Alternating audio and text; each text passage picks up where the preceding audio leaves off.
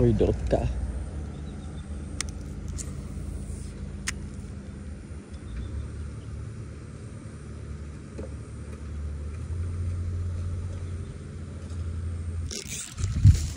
Okey, alhamdulillah strike.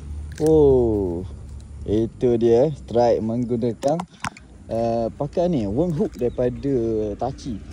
Hook daripada Tachi. Okey, mau Pak Mu tunjuk Pak Mu pakai hook ni. Ramai tanya Pak Mu pakai hook mana senang sangat strike ni. Kita pakai hook ni. Mari kita tunjuk ini dia hook daripada Tachi. Itu dia. Ni. Hook ni dia tak ada pemberat Dia tak ada pemberat, dia hook kosong saja. Lagi senang kita nak main dekat tempat-tempat yang cetek lah dapat ni. Tak ada pemberat, dia hook sahaja.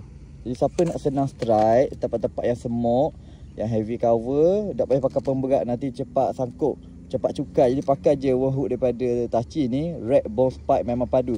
Untuk SP6cm macam yang Pak Mu pakai ni, boleh ambil yang size 1 dapat, hook size 1. Memang sedang molek dengan SP6cm. Jadi siapa nak pakai strike macam ni, boleh check dekat beg kuning beli hook ni. Kita cari next strike.